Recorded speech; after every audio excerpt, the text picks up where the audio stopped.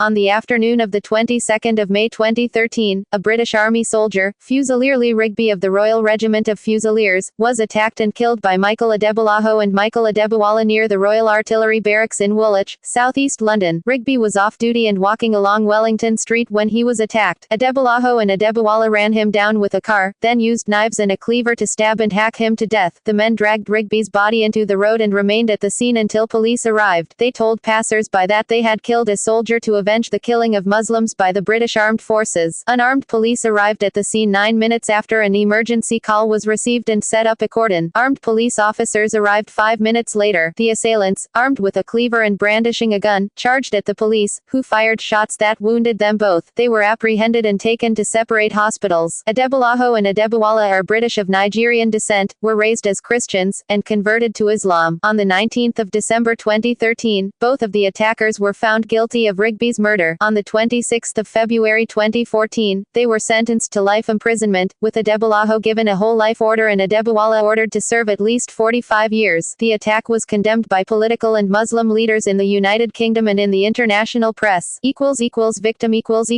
The soldier killed in the attack was 25-year-old Lee Rigby, a drummer and machine gunner in the 2nd Battalion of the Royal Regiment of Fusiliers. Rigby, from Middleton, Greater Manchester, had served in Cyprus, Germany, and Afghanistan before becoming a recruiter and assisting with duties in the Tower of London. He was attacked when he was returning to barracks from working at the Tower. Rigby married in 2007 and had a 2-year-old son, but had separated from his wife. He was engaged to a new fiancée at the time of his death. A post-mortem examination showed that Rigby died from multiple incised wounds. Rigby supported British Armed Forces charity Help for Heroes and was wearing a hoodie supporting the charity when he was attacked. In the 5 days after his death, the charity received more than £600,000 in donations. Rigby was given a military funeral at Bury Parish Church on the 12th of July 2013. The service was attended by several thousand people, including present and former soldiers, Prime Minister David Cameron, and Mayor of London Boris Johnson. A private burial service was then held at nearby Middleton Cemetery. The first permanent memorial to him was installed in February 2014 at the Valley, a football stadium less than 1 mile (1.6 kilometers) from the site of his murder. Attack The attack took place shortly before 1420 in Wellington Street, and near its junction with John Wilson Street, part of the South Circular Road, A205, in Woolwich, near the perimeter of the Royal Artillery Barracks where Rigby was stationed. Rigby had arrived at Woolwich Arsenal Station at 1410 and was walking down Wellington Street towards the barracks. While Rigby was crossing the road to get to a shop, 2 men, who were later identified as Michael Adebolajo and Michael Adebowale, drove a Vauxhall Tigre car at him at 30 to 40 miles per hour, 50 to 60 kilometers per hour, knocking him to the ground. They attacked Rigby with knives and a cleaver, and attempted to behead him. Immediately after the attack, several passers-by stood over Rigby's body to protect him from further injury. Ingrid Loya Kennett, a Cub Scout leader from Cornwall, disembarked from a passing bus with the intention of rendering first aid, after she saw what she thought was a road accident. On discovering that the victim was dead, she engaged one of the assailants in conversation. The man said he was responsible for killing the man on the ground, a British soldier who the attacker claimed had killed Muslims in Iraq and in Afghanistan. She asked one of the men to hand over his weapons, but he refused. In a video shot by a bystander, Adebolajo said, "The only reason we have killed this man today is because Muslims are dying daily by British soldiers, and this British soldier is one. By Allah, we swear by the Almighty Allah we will never stop fighting you until you leave us alone. So what if we want to live by the Sharia in Muslim lands? Why does that mean you must follow us and chase us and call us extremists and kill us? When you drop a bomb, do you think it hits one person, or rather your bomb wipes out a whole family? Through many passages in the Quran we must fight them as they fight us. I apologize that women had to witness this today, but in our lands women have to see the same. You people will never be safe. Remove your governments, they don't care about you. You think David Cameron is gonna get caught in the street when we start busting our guns? Do you think politicians are going to die? No, it's going to be the average guy, like you and your children. So get rid of them. Tell them to bring our troops back, leave our lands and you will live in peace." Adebolajo also gave a bystander at the scene a handwritten 2-page note which set out his justification for his action. actions. The assailants remained at the scene and asked bystanders to call the police. The Metropolitan Police received the first 999 call about an assault at 1420 and unarmed police were deployed. Subsequent 999 calls said the attackers had a firearm, and armed police were ordered to the scene at 1424. Unarmed police arrived at 1429, set up a cordon, and remained behind it. Authorized firearms officers arrived at 1434. Two men, one brandishing a cleaver and the other a revolver, charged at the police. Armed police fired 8 times and both men were wounded. They were arrested and taken to separate hospitals. A revolver, knives, and a cleaver were seized at the scene. The victim, Rigby, was pronounced dead and formally identified. The revolver was later determined to be a non-functioning 90-year-old Dutch KNIL 9.4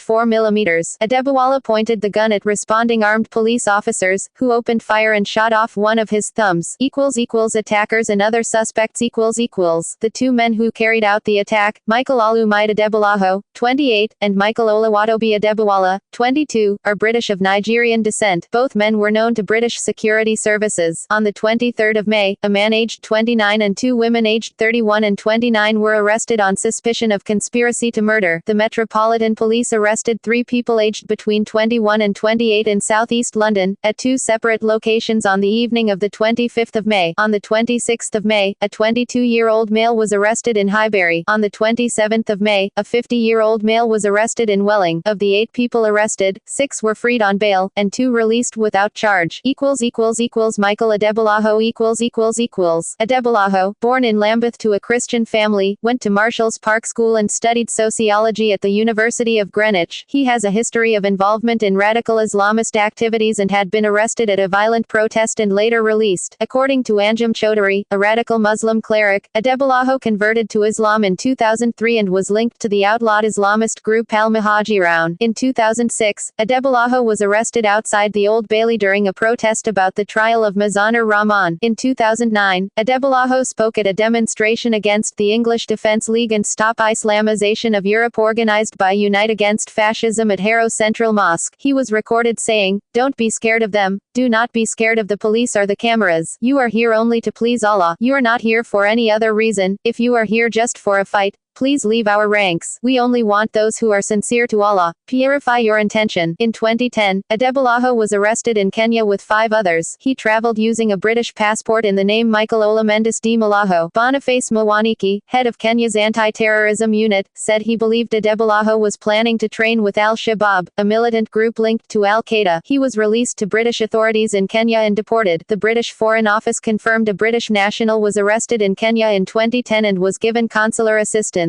No charges were filed against Adebolajo. Abu Nusayba, a friend of Adebolajo, said on BBC's Newsnight on the 25th of May that Adebolajo had complained of persistent questioning by the British Security Service, MI5, specifically concerning his knowledge of certain individuals. He said Adebolajo alleged that MI5 had asked him to work with them and he had refused. He also said Adebolajo claimed he had been tortured and sexually assaulted by Kenyan troops after his arrest. Adebolajo was released from hospital on the 31st of May and taken into police custody. The following day he was charged with Rigby's murder, 2 charges of attempting to murder police officers, and possession of a firearm. At a court appearance on the 3rd of June, he asked to be known as Mujahid Abu Hamza. On the 17th of July, Adebolajo lost 2 of his front teeth while being restrained by 5 prison officers at Belmarsh Prison. The officers were suspended from duty. Michael Adebowale Following media reports that Michael Adebowale had attended the University of Greenwich with Michael Adebolajo, the university issued a statement, in which it said that there were no records relating to Adebowale in connection with the Woolwich incident, and that the university had launched an investigation into the matter. Adebowale's mother is a probation officer and his father a member of staff at the Nigerian High Commission. On the 28th of May, Adebowale was released from hospital and taken to a police station in South London. Police charged him with the murder of Rigby and possession of a firearm. Investigation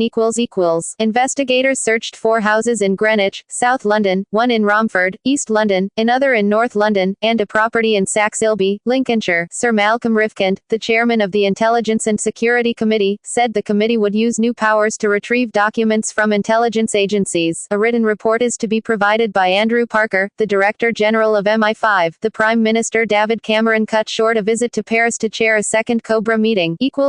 Legal proceedings On the 31st of May, the inquest into Rigby's death was was opened and adjourned at Southwark Coroner's Court. The inquest heard that Rigby had been identified by his dental records. On the 27th of September 2013, the two accused men appeared via videolink in court at the Old Bailey, where they both pleaded not guilty to the murder of Lee Rigby, and to other charges relating to the incident. The trial began at the Old Bailey on the 29th of November 2013. Adebolajo asked to be known as Mujahid Abu Hamza in court, with Adebowale wishing to be known as Ismail ibn Abdullah. On the 19th of December 2013, Michael Adebolajo and Michael Adebowale were found guilty of the murder of Lee Rigby. The judge, Mr. Justice Sweeney, said that he would pass sentence after a key appeal court ruling on the use of whole life terms. On the 26th of February 2014, both men were sentenced to life imprisonment. Adebolajo was given a whole life order excluding the possibility of parole, and Adebowale, the younger of the two, was given a minimum term of 45 years in prison. During the sentencing, Mr. Justice Sweeney said that the extremist views of the attackers were a betrayal of Islam, prompting Adebowale to shout "That's a lie," while Adebolajo shouted "Allahu Akbar." Following a scuffle with security guards in the dock, both men were removed from the court and the sentencing continued in their absence. On the 8th of April 2014, Adebolajo launched an appeal against his whole life term. On the 29th of July, he was refused permission to appeal, and the case was heard by a panel of Court of Appeal judges. In July 2014, a Freedom of Information request filed by The Sun showed that Adebolajo and Adebowale had received a combined £12,613.32 in legal aid. On the 3rd of December 2014, Rigby's killers lost legal challenges to their sentences. Michael Adebolajo had attempted to have his conviction overturned and whole life sentence reduced, while Michael Adebowale attempted a reduction in his minimum sentence of 45 years. Both requests were rejected at the Court of Appeal.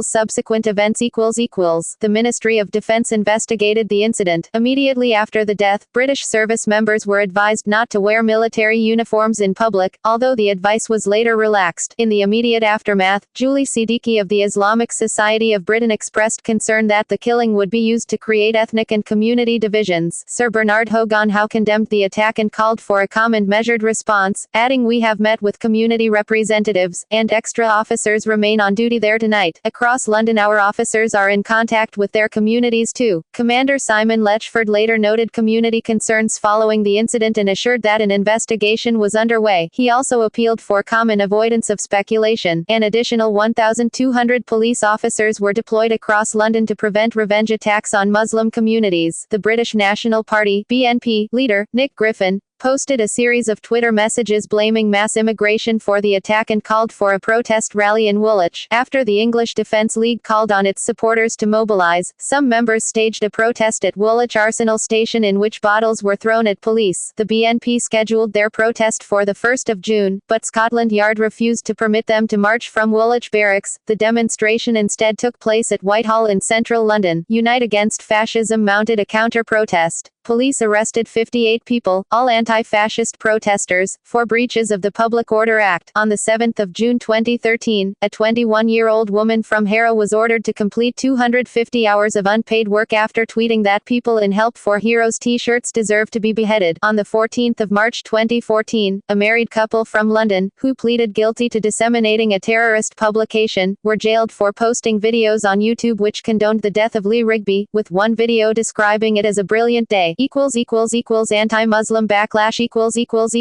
In the aftermath of the attack, an anti-Muslim backlash occurred across the United Kingdom. A representative of Hope Not Hate said the number of phone calls to its helpline concerning anti-Muslim incidents greatly increased after the murder. Hope Not Hate reported 193 Islamophobic incidents, including attacks on 10 mosques, as of the 27th of May. On the 1st of June, Tell Mama, a government-funded project, reported 212 anti-Muslim incidents, including 125 online incidents, 17 incidents involving physical attack, and 11 attacks on mosques. It was reported on the 9th of June that government funding for Tell Mama would not be renewed, due to concern over the reliability of data reported by the organization, although the decision had been made before Rigby's death. Incidents ranged from verbal abuse to physical assaults in which women's headscarves were pulled off. Graffiti was scrawled over mosques and Muslim-owned businesses. Hope Not Hate claimed that online activity suggested some of the attacks on Muslims were coordinated. At least 7 people were arrested for a range of social media-related issues. During the night after Rigby's death, 2 mosques were attacked. In Braintree, Essex, a man entered a mosque with 2 knives, threatened the congregation, and threw an explosive device, which witnesses said was a grenade or gas canister. In Gillingham, Kent, a man ran into a mosque and smashed windows and bookcases, specifically targeting those containing copies of the Quran. 2 men were arrested in connection with the attacks. On the 26th of May, several petrol bombs were thrown into a mosque in Grimsby, but no one was injured and the fires were rapidly extinguished. 2 former soldiers were arrested in connection with the attack. On the 5th of June, the Al Rahma Islamic Center in Muswell Hill, which was used by children after school, was destroyed by a fire, and the building had been sprayed with graffiti making reference to the English Defence League. The fire investigation was conducted by Scotland Yard's Counter-Terrorism Command, because of a possible link to domestic extremism. On the 8th of June, a fire at Darul Uloom School, an Islamic boarding school in southeast London, forced the evacuation of 128 students and teachers, with police suspecting that the incident may have been a revenge attack. On the 10th of June, a senior Metropolitan Police officer confirmed there had been an 8-fold increase in the number of Islamophobic incidents since Rigby's death, and that the real figure may be higher due to underreporting. In the London borough of Hackney, the Stamford Hill Shamram, a Jewish volunteer neighborhood patrol group, made an offer of help to the local Muslim community which was welcomed and subsequently commended by Hackney Police Borough Commander Chief Superintendent Matthew Horn. Video footage controversy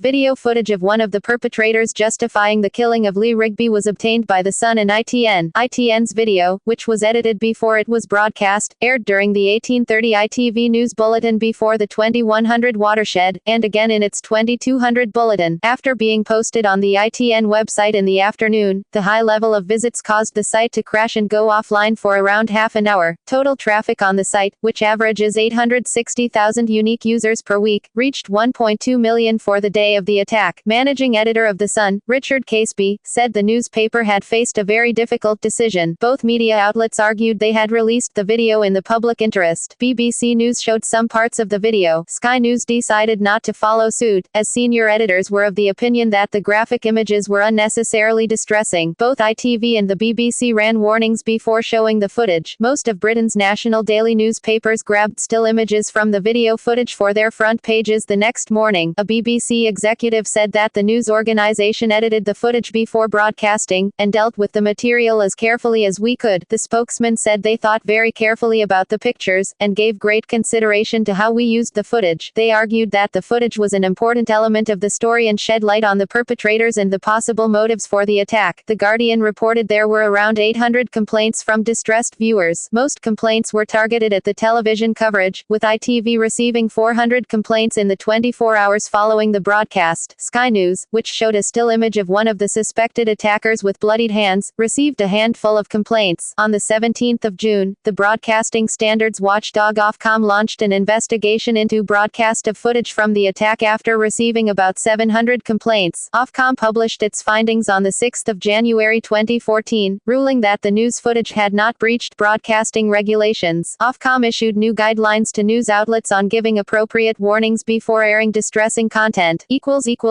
Anti-terrorism task force The UK government established a task force to look at ways of stemming the growth of Islamic extremism in Britain, focusing on the radicalization of worshippers in mosques, university students and prisoners. The task force, chaired by David Cameron, had its inaugural meeting at 10 Downing Street on 3 June 2013, and includes cabinet ministers, and representatives from the police and intelligence services. Later that day Cameron made a House of Commons statement on the Woolwich attack, saying that lessons must be learned. When young men born and bred in this country are radicalized and turned into killers, we have to ask some tough questions about what is happening in our country. It is as if that for some young people there is a conveyor belt to radicalization that has poisoned their minds with sick and perverted ideas. We need to dismantle this process at every stage, in schools, colleges, universities, on the internet, in our prisons, wherever it is taking place.